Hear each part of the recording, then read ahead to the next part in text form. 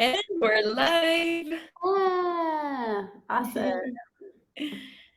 Hello, everyone. Like people are going to start joining in a second, so we'll give them a second to join. But in the Yes, meantime, I can say that I'm very excited for today's guest. same. I'm very excited to be here. It's very fun, and I'm looking at your background. It seems very clean, and mine seems a little bit cluttered and with lots of plants and butterflies. So Strategically turned around from the yeah, net, so you can only see the white wall. I recently saw like a reel where there was like, why their backgrounds always look really clean, and then she like turned the background, she flipped the camera, and it was like, oh, there's tons of shit in the background. Yes, yes. It's not like never what you see. Like there's always more to the story. It doesn't matter how much you think you saw. Yes, yes, it's true. Okay, so I think we should get started because we have a lot to cover and I want to make sure that we get to all the interesting questions. Mm-hmm. So, hello everyone and welcome back. We're so excited to keep this going. This is the third episode of Real Talk 20 Questions with a Subscriptions Expert. And we are going to introduce our subscriptions expert in just a second. And while we wait, we would love to know where you're all tuning in from. Drop in your city in the comments. Tell us where you're tuning in from, what city, what country, what company you're from, anything that you want to tell us about yourself. We would love to know who's in the audience today. So drop it in the chat. And I'll start by saying that today we're going to cover all things shipping. So, shipping is one of those things that can make it or break it in the relationship between brands and customers. And on the flip side, it can also get really, really expensive for a brand. So, there's a lot of little things and insights to know about shipping. We had so many great questions for today's session, and we're doing our best to fit them all into today's session. But if not, we'll answer them in the next episode. So I think we should get started and meet our expert. So tell me, what's your name?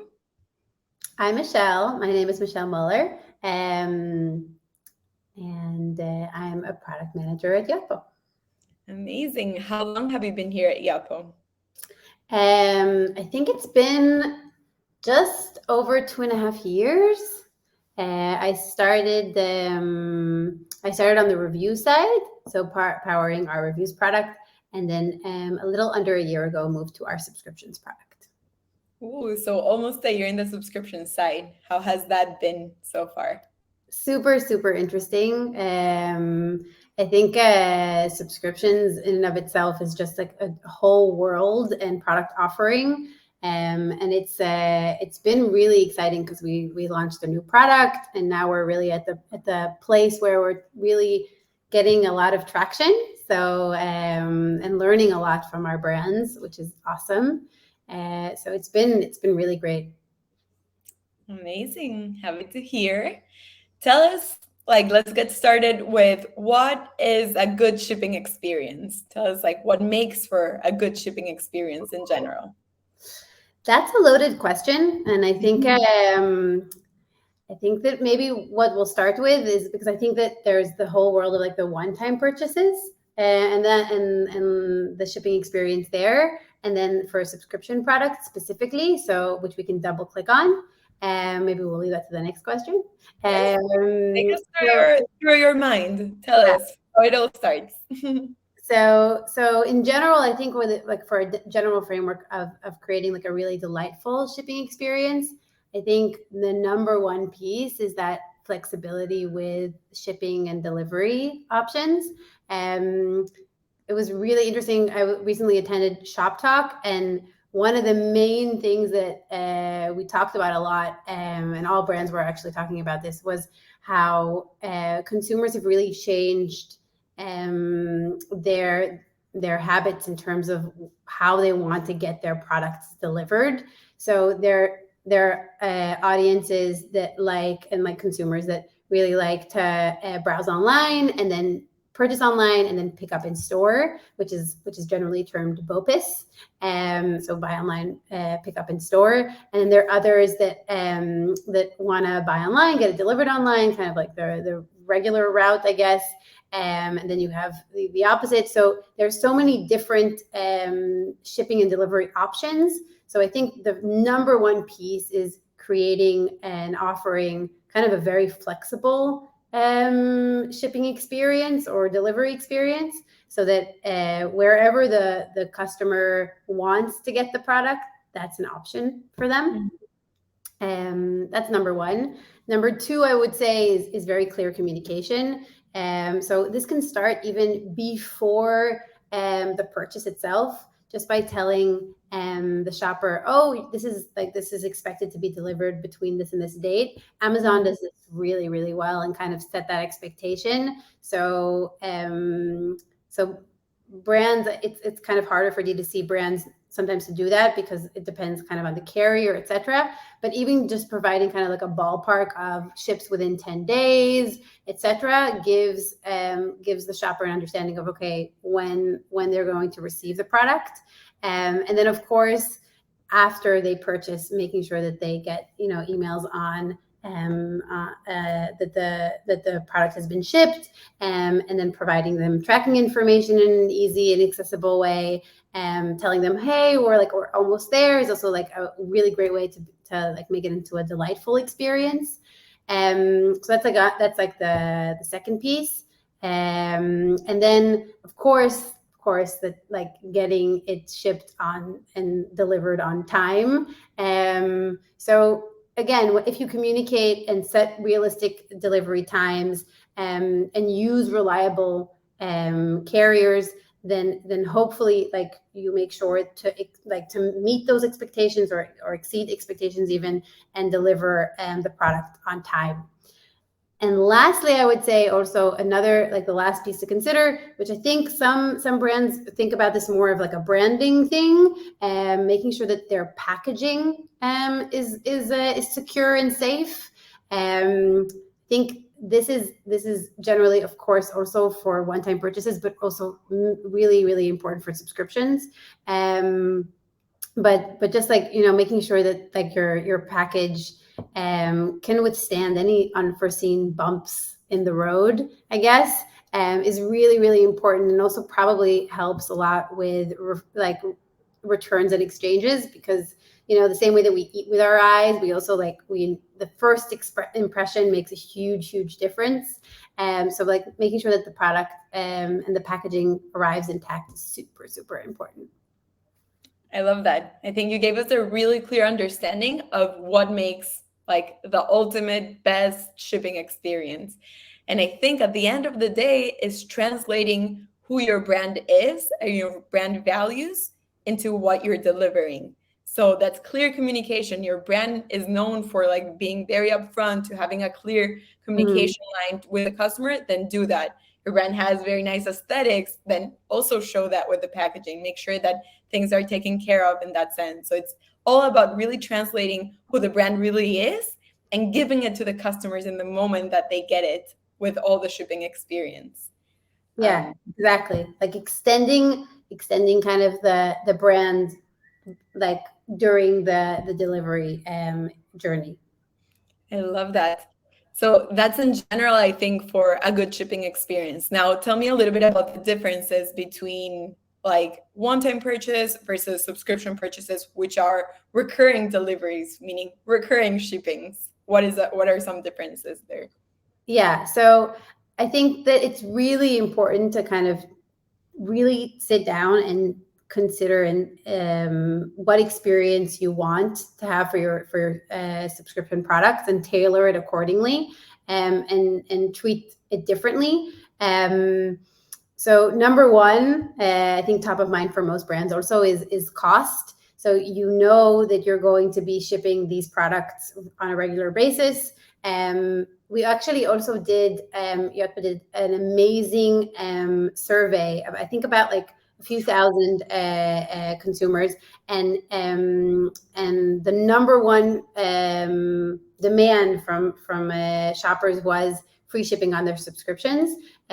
Because if they know that they're going to be getting the product on an ongoing basis, they want to make sure that they're not always covering that cost. So making sure that you're offering some type of benefit when it comes to the shipping rate, that also works for you as a brand that isn't really cutting too much into your margins. And we can talk about really cool ways to do that a little later, maybe. So that's one. Also the frequency of shipments. So making sure that you're, on our widget, on our subscription widget, one of the key pieces that we offer is the option to choose between different frequencies for the shopper, right? So I want to get this on a monthly basis, on a bi-monthly basis, every 3 months, etc. And so making sure that you're offering different frequencies that make sense for the product, that you're also spending time looking at the data afterwards to make sure that the frequencies make sense.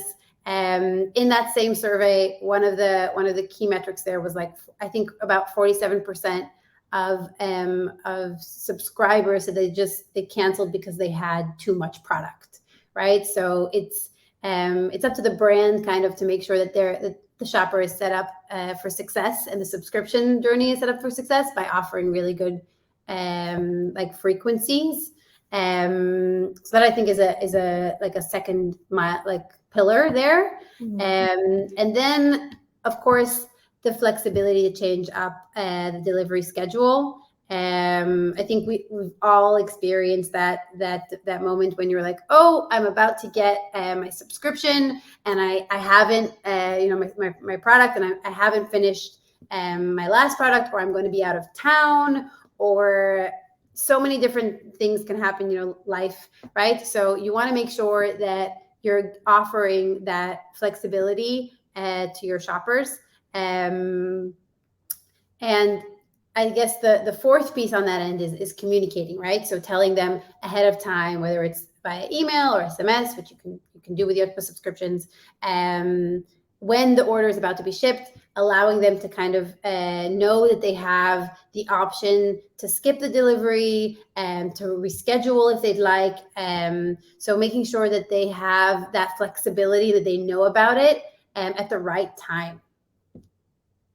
Yes, definitely. I think those are all super, super important. And again, it's about showing who your brand is and being consistent when you're interacting with your shoppers. So tell me, how can brands actually use shipping to incentivize people to subscribe to their products? Yeah, so similar to what we mentioned earlier, kind of the piece about cost is really front and center for subscriptions, because that you're going to be paying this cost right up front. So I think the number one incentive is just being able to offer free shipping for subscribers. Of course, if that makes sense for you, you can also go for something that is more of a discount, etc. But consider that if a customer subscribes, they're getting the product more frequently. You are driving that second purchase, which that's usually that retention piece is it's so top of mind for brands today, especially because acquisition costs are just so much higher than they used to be. So it might be more profitable long term to give them free shipping, and also kind of really is a great way to set apart a subscription product or becoming a subscriber versus a one-time purchase. So I think that's one key lever that we're really seeing brands use. Another one, of course, is if, let's say, free shipping on the entire subscription journey is kind of too expensive and not something that you can afford as a brand. So consider maybe doing something a little bit different with quantity-based discounts. Let's say if you purchase, that's a great idea. One subscription and then maybe a second one on your second one or third one, you'll be able to get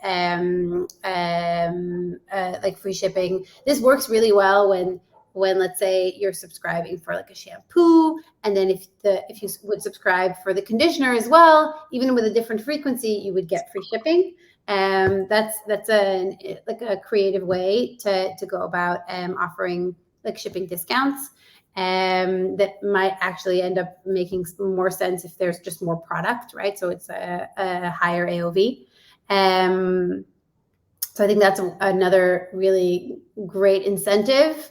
And then lastly, which this one I really like, one of our brands we were just talking about it to them in a recent call, is really driving retention with free shipping by saying, okay, well, if you get to your second or third or fourth order, that one gets free shipping, which I really love because it also kind of feels like a gift to the shopper, and also helps with retention. So it kind of like, oh, maybe if I'll cancel, like let's say even if someone goes to like cancel their delivery, say like, oh well, here you could, like you get you get free shipping on this order, etc. I love that you mentioned that, because I feel like I've said this phrase in all of our episodes, but having someone subscribe to your brand, first of all, it's, I think, the biggest show of commitment. Like, they're subscribing to one of your products. They want to get it over and over and over again. And what that creates is this exchange of value of like, I, as a customer, as a shopper, I'm committing to your brand. What is the brand giving me? Aside from like a great product, it feels always nice to have, say, free shipping on my third order. Wow, I'm going to stay until the third order, not only because I love the product, but also I love getting free shipping at some point. And I think it's this idea in general of the exchange of value between brands and their shoppers that has to go both ways for both parties to be happy, and at the end of the day, to extend customer lifetime value, extend retention, and really even AOV if you introduce new products and everything. So really, I think great ways to increase retention and lifetime value while making your shoppers feel valued. Yes, 100%.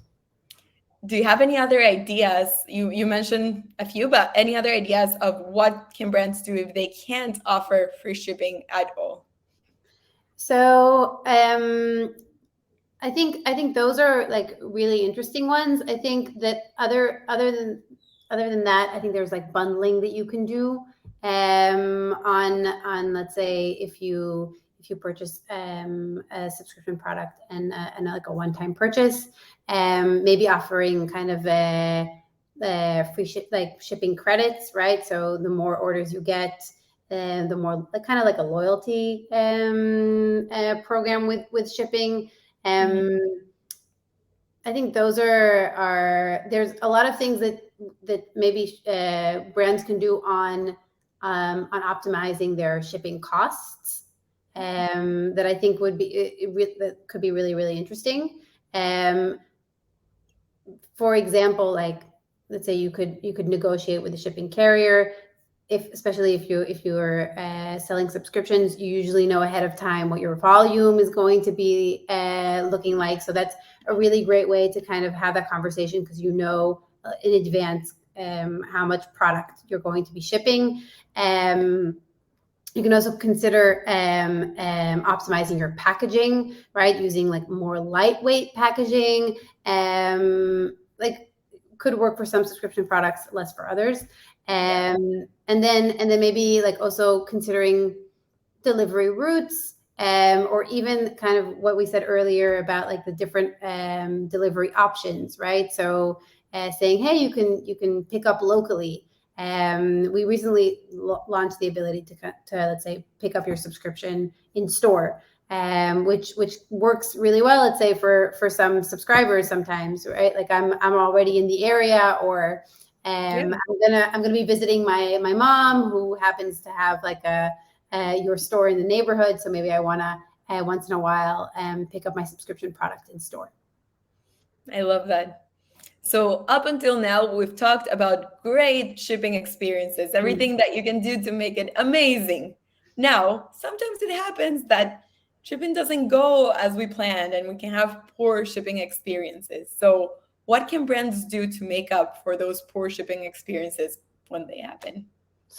Yeah, that's a great question because life is life, and ultimately, especially if you're shipping frequently, oftentimes there can be unforeseen, as we said earlier, unforeseen bumps in the road.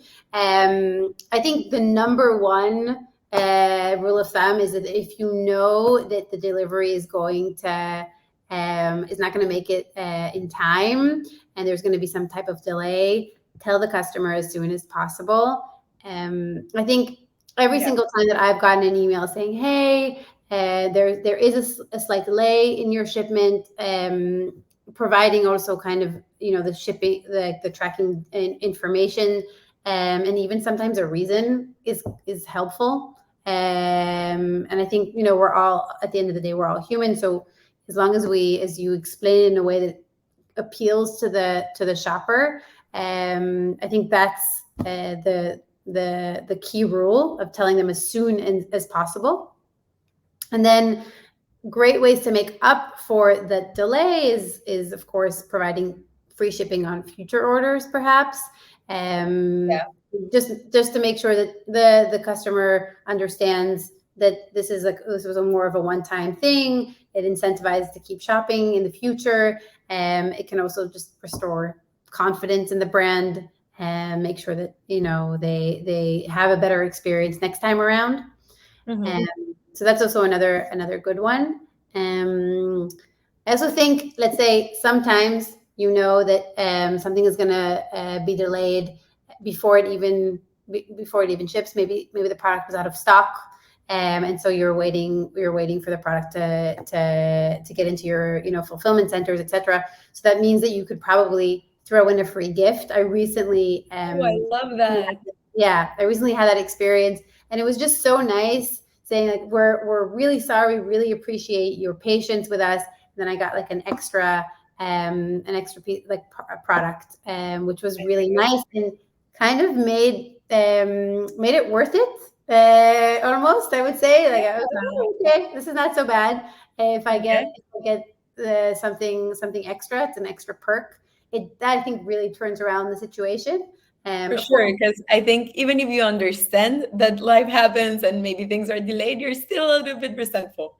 And then you get that free gift, and it's amazing. And from the brand side, it's an opportunity maybe to cross sell to another category of products. Hey, try this out, everything, and then you try out a new product and you love it and you subscribe. Could be great. Exactly. So yeah, definitely. I think that it does have a lot of advantages and might even be kind of the way to turn around a bad situation. I like that. So that's another one. And then I guess, of course, like the most basic one, of course, which I forgot to mention, was just offering like a refund or a discount, right? So I guess this gesture really makes sure that the customer knows that the brand really values their satisfaction and is kind of like willing to go the extra mile to make amends for any poor shipping experience. That's great. Yeah, great ideas. Now I want to know numbers. Tell me, what are some metrics that brands should think about when considering their fulfilling and shipping strategy? Yeah, it's a good question. I think that in general, shipping should absolutely be measured. You should be measuring your everything from your carriers to your fulfillment centers to customer satisfaction. I think key metrics to pay attention to is, number one, delivery time, as we mentioned earlier. So how long it takes for the product to be delivered. Wait, looks like we lost Michelle for a second. I'm sure she'll be back in. But I can tell you all some of the metrics that usually I think brands should be looking at when considering shipping strategies. I think, first of all, the speed of delivery. And we have back Michelle. I was going to go in and answer myself, but I'll give you the stage. I think that my computer was angry about the fact that I was talking about metrics. Just like, yeah, that was very weird. Sorry. All good. I'll give you back the stage. You kept the ship. Yes, Yeah, yes. I was like, okay, maybe it's my time to shine. We'll talk about the shipping part that I know, but you're the real expert. So tell us, what are some metrics that brands should think about when thinking about their shipping strategy?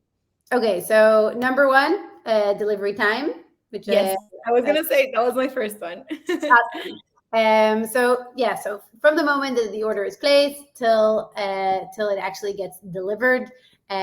So that's number one. Understanding those delivery times helps a brand understand A, what they can promise to the customer, and B, if there's any optimizations that can be done.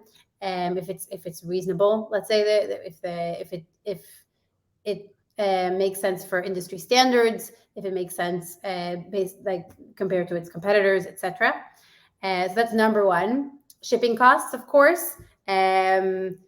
Brands should always aim to keep the shipping costs reasonable while still, of course, maintaining profitability. I had a really amazing conversation with a brand the other day, and he said, "I just really want my customers to get my product, and I don't want them to spend $1 more than they need to." So that's amazing, but you need to always make sure as a brand that you're maintaining your profitability. So that's a really important piece. And then another piece that I guess really ties into the shipping cost itself is the number of packages per order, right? So sometimes a subscription product, let's say, especially when it's something that's more curated, like a box, for example, can have a lot of different products. And so you want to always make sure, I guess, to keep it together, to make sure that your also in your fulfillment center, products that often ship together are in one fulfillment center, that you don't have to that one order doesn't have to have like an insane amount of packages, because that ultimately is going to be more expensive for the brand, and ultimately that is something also that will extend the delivery time as well. Mm. So that I think is a really important metric to consider, and to go back and look. Oh, okay, how many actual packages are in this one order, and then to optimize that, of course, there's the piece of like the fulfillment time, right? So how long it takes to process the order and ship it after it's been placed, which I think really ties into kind of the number of orders, right? If you're getting products from all over the place, that fulfillment time is going to increase. So it's something to really pay attention to. Yeah, those are really great things to keep in mind. I think a general topic about shipping in general is the cost, both for the brands and for the customers. It's always a topic that people have in their minds, like when you're creating the strategy, when you're the brand, but also when you're looking for options, you want a cost saving option as a shopper. So costs in general. So tell me, from the brand's perspective, what are some strategies for reducing shipping costs? So I mentioned this a little bit earlier, but number one thing, I really think, just like reach out to your carrier, try to negotiate better rates. Really, I think that's one of the things that you don't have with one-time purchases that you do have with subscription products. You can usually forecast in like the demand. Of course, take a buffer, because you there are cancellations.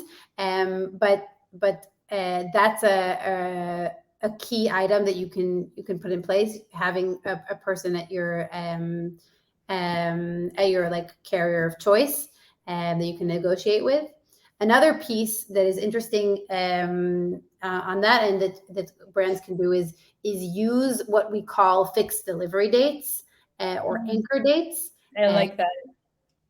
So saying we ship products, this works, I guess, for certain subscription products also, but we ship our products on the first of the month, which allows you to kind of bulk your shipments and do everything at the same time. Also, for your fulfillment center, you're not kind of paying them, a little bit here, a little bit there. Ultimately, that optimizes costs.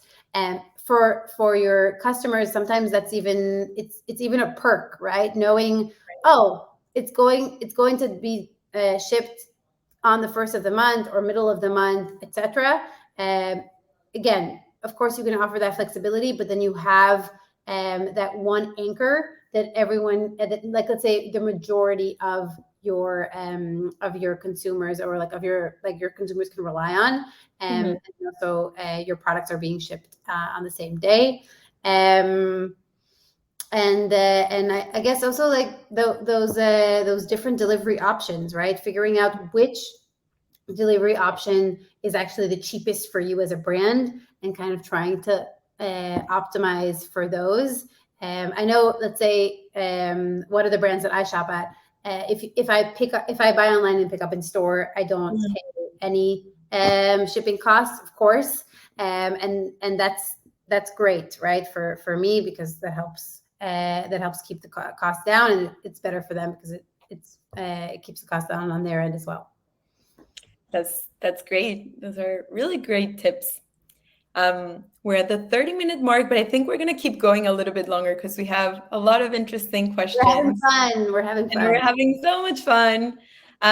So what I'm thinking about now is, okay, say your brand is offering free shipping and it's great and some people know about it, but not everyone knows about it. So what are some good ways to tell your customers about it and kind of like promote that you have free shipping? So I think plastering it all over your site is like a really good one. There's so many ways where you can kind of promote that, whether it's on the homepage or a banner, or if you have a specific like subscription perks landing page where you say subscribers always get free shipping or always get guaranteed delivery days, etc. Of course, on the PDP itself, making sure that it's something that is not even a consideration. You're offering a really great perk as a brand if you're offering free shipping, so you should tell your shoppers about it.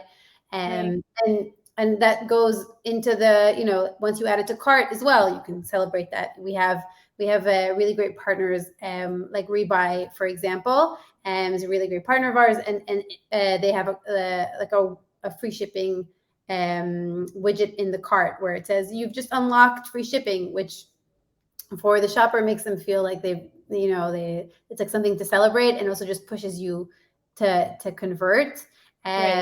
So definitely something to take advantage of.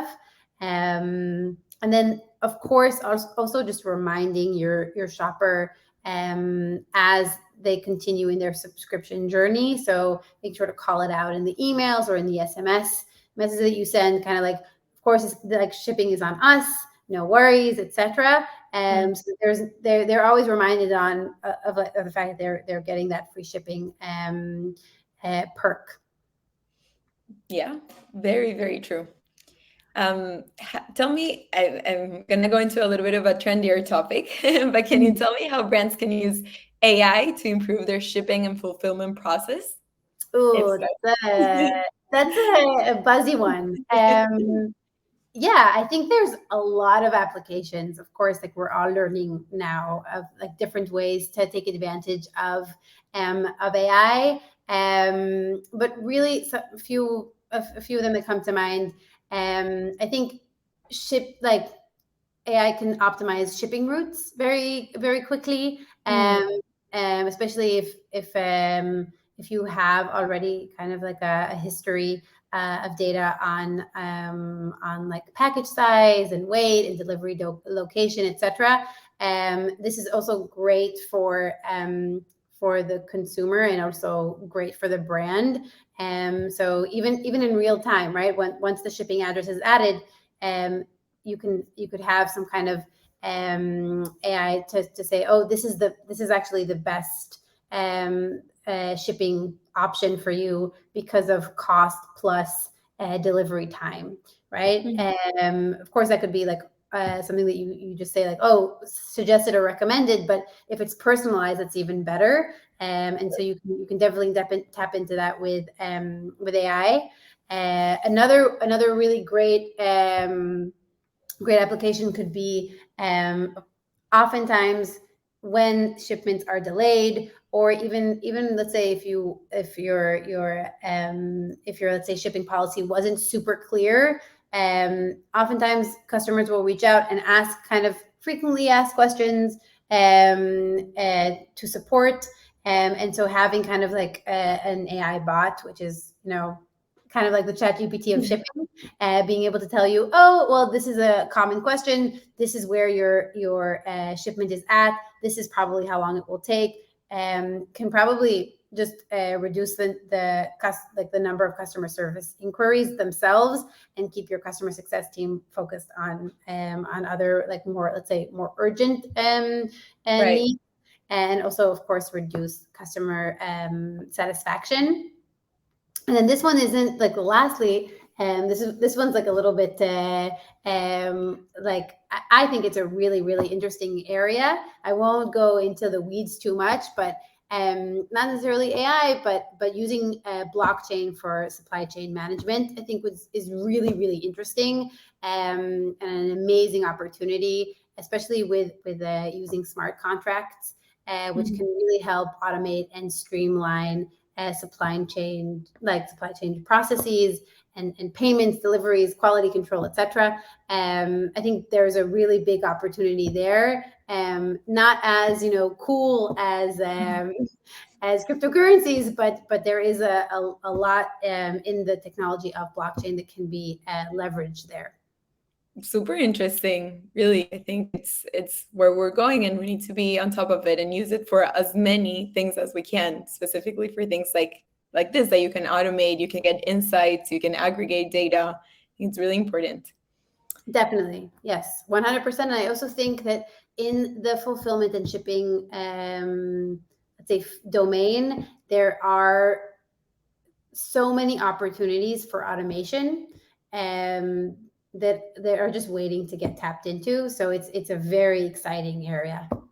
Super exciting, for sure. Okay, I think we have one more question. So tell me, what is one of the coolest ways you've seen brands use shipping to incentivize shoppers? That's a good question. So one of the I would say, like, beyond the, like, let's say if free shipping is off the books, I really liked one of the recent experiences I had with a brand was that, let's say I had ordered something, it hadn't gotten to, like, I for a wedding, I think, and I had a really specific date, and it was supposed to be delivered on time, and then it didn't get it, and waiting, kept waiting, and then it didn't get delivered at the time that I wanted it to. So I reached out to the brand. I said, hey, I think it was a pair of shoes that I was going to wear at a wedding, and they changed the shipping route for me, which was free of cost, which was really just that moment of delight. Of course, this is I think a very one-off type of thing, but if you can do that, especially for your subscribers, to kind of be able to say, like, hey, no worries, we're on it, we're going to get you your product wherever you are.